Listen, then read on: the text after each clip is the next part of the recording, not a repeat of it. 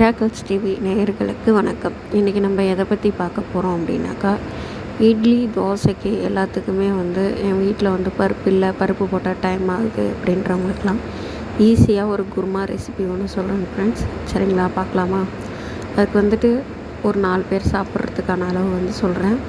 2 தக்காளி, பெரிய வெங்காயம் 1, பச்சை மிளகாய் 4, இஞ்சி பூண்டு, இஞ்சி ஒரு சின்ன துண்டு, பூண்டு ஒரு 4, பெரிய ஜீரகம், தேங்காய் ஒரு திருவல், கொஞ்சோண்டு ஒரு கைப்பிடி அளவு திருவல் தேங்காய் துருவல் எடுத்துக்கோங்க.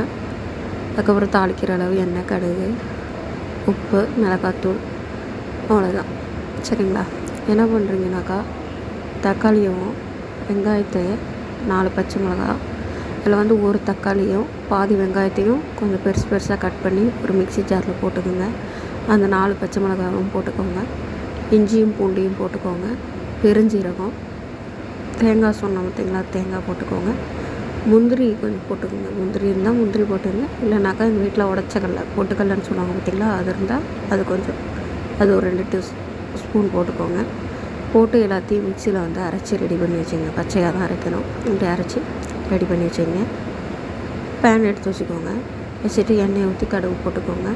கடுகு எண்ணெய் ஊற்றிட்டு பட்டை, கிராம்பு இருக்குது பார்த்திங்களா, அது கிராம்பு போட்டால் ரொம்ப எரிக்கிற மாதிரி இருக்கும். அதனால் பட்டை, அந்த அன்னாசி பூ சொல்லுவாங்க பார்த்திங்களா, அந்த பூ 1, பட்டை 1, அதுக்கப்புறமேட்டுக்கு அந்த இலை மாதிரி ஒரு லவங்கம்னு சொல்லுவாங்க, அதை போட்டுக்கோங்க. இது 3த்தையும் போட்டுட்டு லைட்டாக அப்படியே பொரிஞ்ச உடனே வெங்காயம் சின்னதாக ஒரு பாதி வெங்காயம் தான் அதில் போட்டிருக்கோம். மீதி இருக்கிற பாதி வெங்காயத்தை இதில் போட்டுக்கோங்க.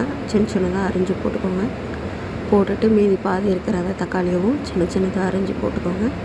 போட்டு நல்லா வணங்கி ப்ரௌன் கலரில் வரும்போது இந்த அரைச்சி வச்சுருக்கிற மசாலாவையும் ஊற்றுங்க. ஊற்றிட்டு நல்லா தண்ணி ஊற்றி அலசி நல்லா ஊற்றுங்க.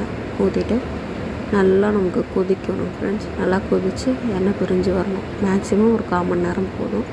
இதில் தேங்காய் நம்ம ஊற்றிருக்கிறதால அடி பிடிக்கும். அதனால் நம்ம அதை கிட்டக்கே இருந்து தான் கொஞ்சம் செய்யணும்.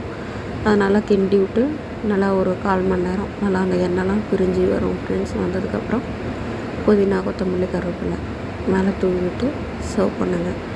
இதுவும் இட்லி, தோசை, பூரி, சப்பாத்தி எதுக்கு வேணாலும் சாப்பிட்லாம் ஃப்ரெண்ட்ஸ். நல்ல ஒரு ரெசிபியாக இருக்கும். இந்த குருமாவிலேயே நீங்கள் என்கிட்ட காய் இருக்குது அப்படின்னாக்கா, உருளைக்கிழங்கு, காலிஃப்ளவர், முட்டைக்கோஸ், முருங்கைக்காய் கூட போட்டு செய்யலாம் ஃப்ரெண்ட்ஸ். நல்ல டேஸ்ட்டாக.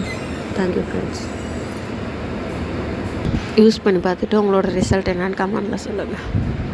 Thank you friends.